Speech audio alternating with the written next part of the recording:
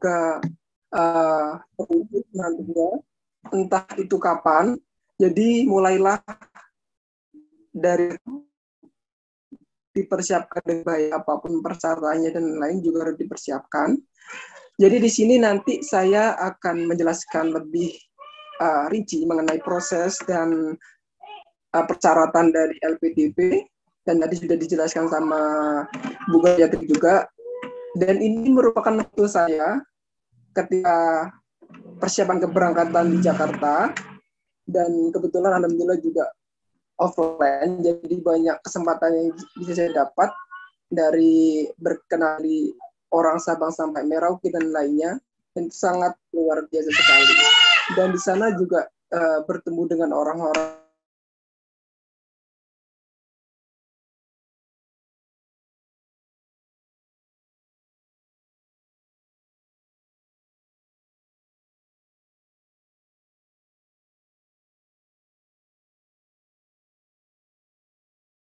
dan terkadang ini kalau saya dengar, dan terkadang ini jadi salah satu momok bagi seorang pendaftar ketika mereka bingung. Kira-kira LPDP itu syaratnya apa sih? Tapi mereka nggak mau nyari informasi. Di sini, beasiswa itu yang paling penting itu satu. Kamu mau nyari informasi. Kamu mau nyari informasi, dan mau baca. Kalau mau nyari informasi aja tanpa baca itu sama aja. Jadi kemarin ketika saya itu dulu waktu awal kuliah, awal daftar LPDP itu sama sekali tidak ada yang membimbing, dan itu saya pun tanya salah satu dosen di pariwisata, alumni LPDP juga, dan saya sering diskusi karena kita beda angkatan, jadi otomatis secara sistem, secara persyaratan dan lainnya juga berbeda. Gitu. Terus apa sih syarat dan ketentuannya? Boleh next?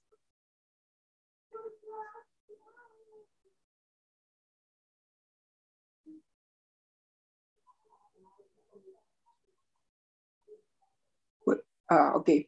Tadi sudah dijelaskan bahwasanya sama Bu Gayatri, ini tapi saya hanya memperhatikan 3 hal. Karena di sini merupakan salah satu yang karena peserta di sini kebanyakan dari jalur ini, reguler, prasejahtera, LPDP afirmasi. Dan kemudian syarat juga berbeda-beda. Yang penting, sebenarnya yang paling penting dan butuh proses lama, syarat sertifikat bahasa. Karena sertifikat bahasa ini nggak 1 hari 2 hari terus keluar, tapi butuh berminggu-minggu, butuh latihan, butuh belajar dan lainnya. Jadi silakan dipersiapkan gitu. Dan kemudian IPK untuk reguler itu sebesar 3,0 dan untuk doktoral 3,25. Jadi teman-teman yang tidak masuk kriteria yang lain-lainnya bisa mengikuti dari LPDP reguler. Dan kemudian yang kedua, LPDP prasejahtera, ini sebenarnya gabungan antara LPDP alumni bidik misi dan LPDP prasejahtera berprestasi, karena memiliki kemiripan jadi digabung. Dan sini ada beberapa poin yang harus kalian tahu. Yang pertama, lulus dari kampus maksudnya kurang dari 2 tahun. Misal nih, saya lulus 2019 di awal. Berarti saya sudah nggak bisa nih daftar di 2021 di akhir. Jadi kita lihat kapan kita lulusnya. Gitu. Dan kemudian untuk teman-teman yang memiliki kartu keluarga sehat atau KIP, itu nggak ada ketentuan 2 tahun atau berapa, itu nggak ada ketentuan selama KIP atau kartu keluarga sejahtera ini masih aktif gitu. Dan ini paling unik nih. Yang paling unik itu masalah sertifikat bahasanya. Untuk tujuan LN itu waktu angkatan saya itu lumayan tinggi, 550. Namun sekarang agak diturunkan menjadi 500. Jadi lumayan sih 500 bisa kejar untuk KLN gitu. Dan ada persyaratan lainnya. Kita bisa juga menggunakan Duolingo untuk tes bahasa, itu masih resmi. Namun di sini terkadang teman-teman salah misinterpret ya. Kayak Kak, boleh nggak sih kita menggunakan sertifikat bahasa dari kampus? Itu nggak bisa. Itu harus dari lembaga resmi yang mengeluarkan sertifikat bahasa kan dari ITS atau dari IDB dan lainnya, tapi Council untuk IELTS itu sendiri gitu. Jadi kalau dari kampus dan lainnya itu nggak bisa, meskipun nilai kalian tinggi tapi dari kampus itu nggak bisa, tapi kalian harus retake lagi gitu. Dan kemudian untuk IPK ini dulu juga waktu angkatan saya IPK untuk daftar prasejahtera ini harus 3,5 minimal. Minimal 3,5. Tapi untuk sekarang menjadi 3,00. Jadi lumayan sih, banyak kesempatan. Mungkin kalian kalau IPK-nya pas 3, itu masih bisa. Kalau 2,99 itu nggak bisa. Jadi minimal itu 3. 3 ke atas itu masih bisa gitu. Dan kemudian untuk yang ketiga, bukan, kan TOEFL kan dari lembaga dari luar itu nggak resmi dan itu tidak berlaku untuk secara mungkin untuk kerja mungkin bisa sebagai tambahan, namun untuk daftar beasiswa itu nggak akan berlaku gitu. Jadi emang harus dari lembaga resmi dari ITS dan itu juga berlaku secara internasional. Kalau TOEFL ITB itu hanya berlaku secara nasional sih. Kalau luar negeri hanya beberapa sih kampus. Dan kemudian untuk daerah afirmasi, ini daerah afirmasi itu merupakan yang waktu kuliah, dari sekolah mulai SD sampai SMA-nya di daerah afirmasi. Contoh, kalian dulu SD, SMP sampai SMA sekolahnya di Papua atau list yang masih dalam daerah afirmasi itu maka bisa mendaftarkan dengan ketentuan sebagai berikut. Hampir sama dengan yang prasejahtera, namun di sini yang afirmasi juga diberi lebih keringanan gitu. Untuk next.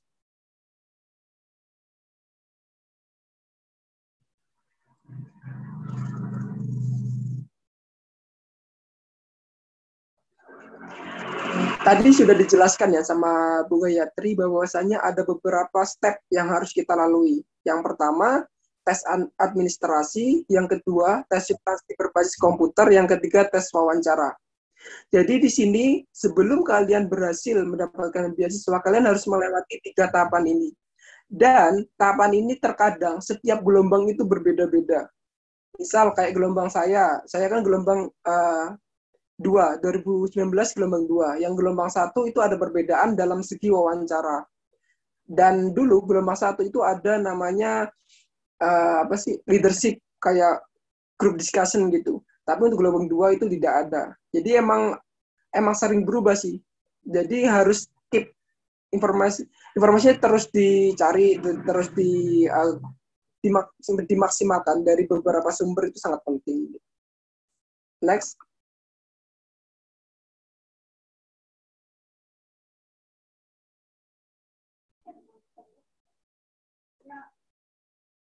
Oke.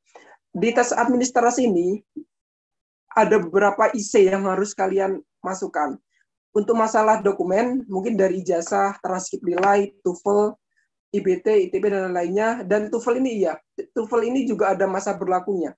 Masa berlakunya maksimal 2 tahun setelah tanggal tes. Adanya kalian tanggal tes 1 Januari 2020, berarti untuk 2022 masih bisa.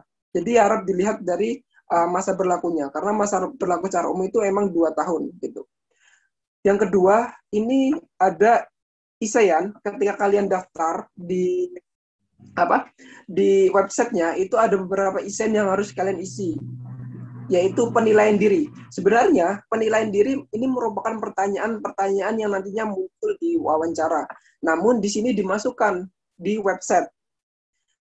Contoh pertanyaannya, misal, apa kekurangan kalian, apa kelebihan kalian, apa keunggulan kalian, apa kegagalan kalian, dan lain-lainnya. Jadi di sini lebih mengarah ke personal. Tujuannya untuk apa? Untuk mengetahui seberapa dalam kalian udah tahu tentang diri kalian. Jadi pahami dulu sebelum daftar, kalian introspeksi dulu. saya ini kurangnya apa sih, kelebihan saya itu apa sih, gitu.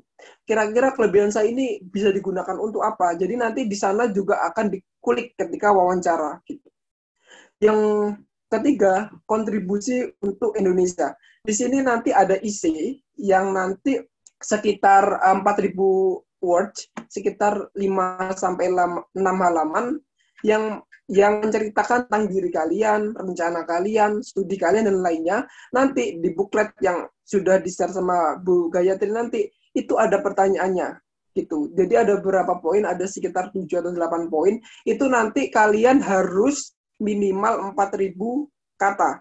Kalau kurang, nggak bisa. Kalau kurang, soalnya LPDP ini bisa dikatakan ketat untuk administrasinya, khususnya dalam soal isi. Isi kalian cuma 2 lembar, langsung nggak lolos. Isi kalian harus sesuai. Misalnya mintanya 4.000 words, ya udah kalian juga harus membuat sebesar 4.000 words gitu. Jadi harus disesuaikan, dan juga kalian juga harus baca. Di buklet itu terkadang ada informasi yang terkadang kita nggak tahu, tapi semuanya ada di buklet gitu. Kita juga sebelum tanya ke orang, kita juga wajib tuh lihat dulu bukletnya ini tentang apa, banyak tentang apa gitu. Setidaknya kita sudah tahu usaha kita dulu gitu. Ini beberapa timeline yang udah saya dapatkan dari Instagram LPDP. Untuk tahun ini gelombang 2 itu buka pada tanggal 1 Agustus sampai 8 September. Berarti ada sekitar waktu 1 bulan lebih, 5 mingguan untuk kalian persiapan. Jadi, yang seperti saya katakan tadi, kalian persiapan untuk sertifikat bahasa dulu. Karena sertifikat bahasa itu hal yang sangat lama juga dapatnya, butuh waktu juga, dan kita juga nggak sekali tes langsung nilainya tinggi, enggak. Jadi kita juga harus perkirakan tuh, mungkin dari tes bahasa, saya mau tujuannya dalam negeri, berarti kalau saya afirmasi, berarti nilai saya minimal 400. Berarti kalian targetin tuh 400, ya udah, kalau udah sesuai daftar, langsung daftar gitu. Dan kemudian yang seleksi administrasi tadi itu juga seperti yang saya sampaikan, semua dokumen itu harus diupload dari hal yang lainnya yang kalian punya, itu kalian upload aja gitu.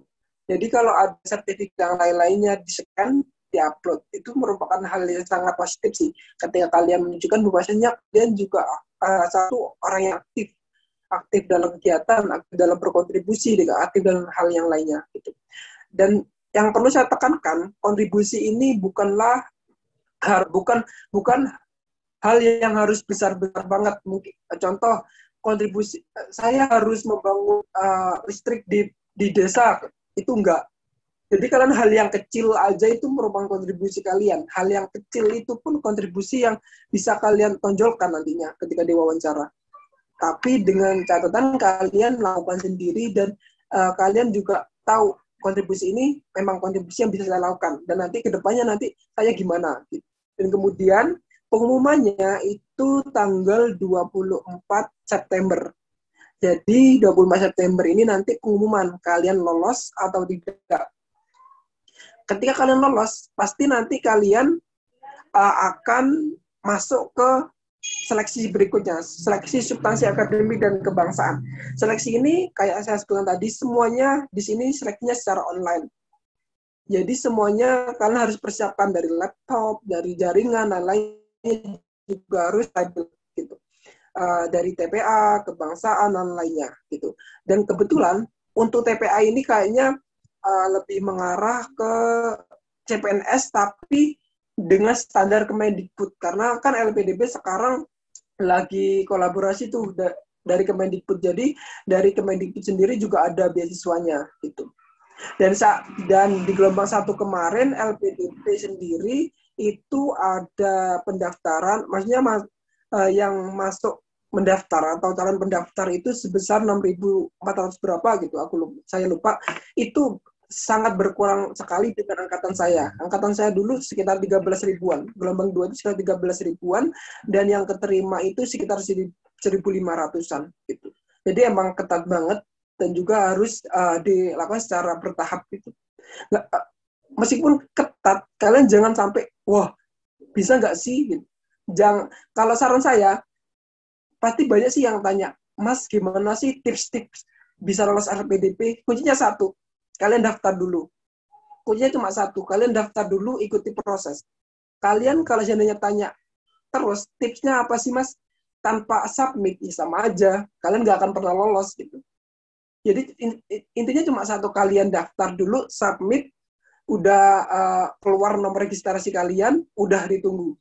Tahap-tahap berikutnya pasti ada tips dan triknya beda-beda juga gitu. Yang paling penting daftar dulu gitu. Kemudian setelah seleksi substansi ini biasanya makan waktu sekitar 1 jam. Seingat saya 1 jam. Untuk 60 soal itu 1 jam 60 soal, dan itu kalau salah itu nggak ada pengurangan nilai. Jadi kalau kalian nggak tahu ya udah diisi aja kan, soalnya kan dalam bentuk ABC, dan tahun ini itu ada soal yang dalam bentuk kayak kolom komen gitu loh, kayak IC gitu, tapi sesuai dengan soal gitu. Jadi nggak selalu ABC-an gitu. Dan kemudian setelah itu kalian akan menunggu hasil seleksi substansi. Biasanya banyak yang gugur itu di seleksi substansi. Biasanya bisa setengah dari yang lolos dari administrasi, kemudian waktu substansi itu cuma setengah gitu.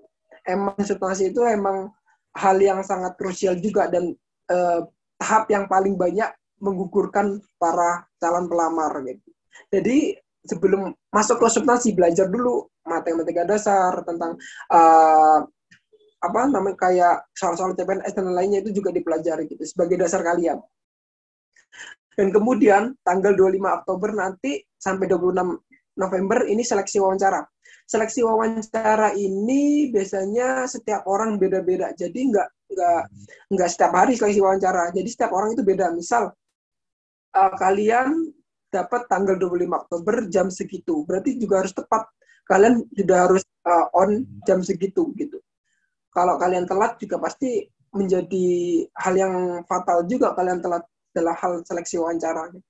Wawancara yang seperti saya sebutkan tadi, semuanya itu pasti ditanyakan tentang diri kalian, tentang prestasi kalian, tentang apa gitu. Dan biasanya pertanyaan yang paling membingungkan itu tentang gini.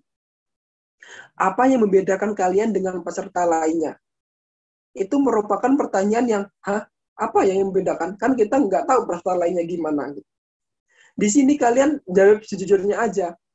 Jawab jujur versi kalian, nggak ada yang mungkin nggak ada sih versi yang based answer, nggak ada.